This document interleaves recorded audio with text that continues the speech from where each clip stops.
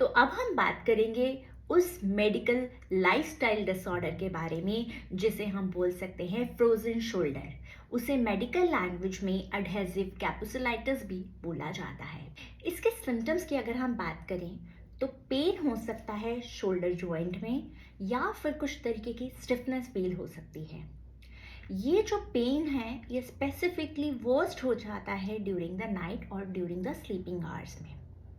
तो ये एक तरीके का डिजीज़ है जिसका कोई कॉमन कॉज नहीं है, मल्टीपल फैक्टर्स हो सकते हैं फ्रोजन शोल्डर के पीछे। तो चलिए बात करते हैं डिफरेंट फैक्टर्स के बारे में। सबसे पहला ऐसा हो सकता है कि कोई इंजरी लगी हो, कोई मार लगी हो, या फिर किसी तरीके का कोई सर्जरी हुई हो जिसकी वजह से वो पर्टिकुलर जॉइंट है काफ़ी समय तक मूव नहीं हुआ हो, या कुछ फिजिकल एक्टिविटीज़ में इन्वॉल्व नहीं हुआ हो जिसकी वजह से फ्रोजन शोल्डर हो सकता है। दूसरी कंडीशन है इन्फ्लेमेशन की वजह से।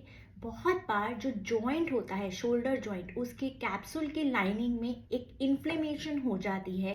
इन्फ्लेमेशन मीन्स कुछ रेडनेस हो गई या फिर कुछ मार पड़ गई उस पर, तो उसकी वजह से वो इन्फ्लेम्ड हो जाता है, तो उसकी वजह से भी फ्रोजन शोल्डर हो सकता है।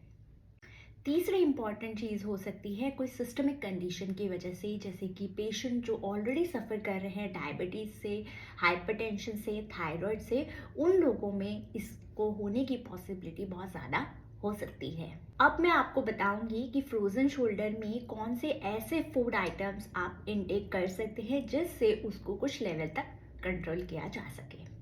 तो सबसे पहले आपको एंटी इन्फ्लेमेटरी फूड आइटम्स जो हैं वो अपने डाइट में ऐड करने चाहिए। एंटी इन्फ्लेमेटरी फूड के एग्जाम्पल्स में अगर मैं बात करूँ तो वो हो सकते हैं जैसे कि बेरीज हो गई, different type of berries, blueberries, blackberries, raspberries, या फिर स्ट्रॉबेरीज हो गई। या फिर अगर आप ग्रीन लिफी वेजिटेबल्स के बारे में बात करेंगे तो ब्रोकली हो गई, पालक हो गया, या फिर कुछ भी ग्रीन बीन्स हो गई। तो इस तरीके की एंटी इन्फ्लेमेटरी प्रॉपर्टीज़ वाले प्रोडक्ट्स को आपको ऐड करना चाहिए। आप omega 3 fatty acids rich foods का भी इंटेक ले सकते हैं, जिसके एग्जाम्पल हो सकते हैं different type of seeds, flax seeds, chia seeds, pumpkin seeds, sunflower seeds. तो इस तरीके के सीड्स को भी आप ऐड करके एक हेल्दी फैट प्रोवाइड कर सकते हैं अपने बॉडी को, जो हेल्प करेगा इन ट्रीटिंग द फ्रोजन शोल्डर।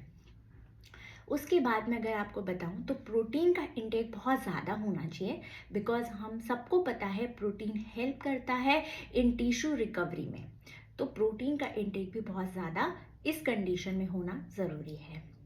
तीसरी इंपॉर्टेंट चीज़ है vitamin C. Vitamin C help करता है in the production of the collagen, जो फर्दर हेल्प कर सकता है इन द टिश्यू रिपेयरिंग को।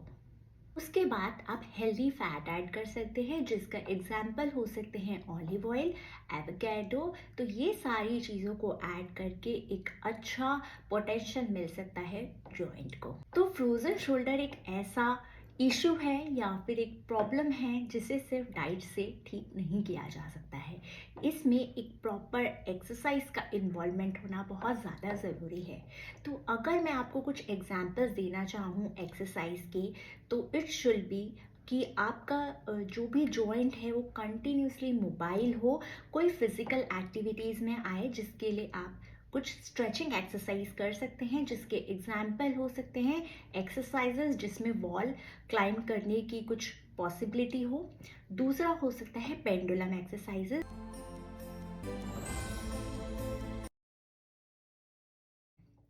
दूसरा हो सकता है स्ट्रेंथ एक्सरसाइजेस, जिसके लिए आपको आपके ऑर्थोपेडिक या फिर न्यूट्रिनिस्ट या फिर फिजियोथेरेपिस्ट से कंसल्ट करना बहुत ज़्यादा ज़रूरी है। तीसरा हो सकता है जॉइंट डिस्टेंशंस, जिसके अंदर स्टेराइल वाटर को इंजेक्ट किया जाता है वो कैप्सूल रीजन में, जिससे वहाँ का स्टिफनेस और इन्फ्लेमेशन जो है वो कम हो जाए। उसके बाद है heat and the ice therapy.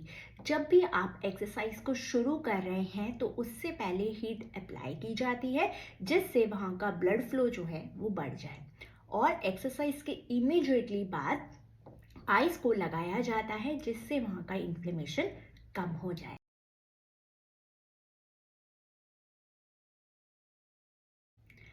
आशा करती हूँ कि आपको एक छोटे से सेशन से काफ़ी सारी इन्फॉर्मेशन मिली होगी अबाउट फ्रोजन शोल्डर।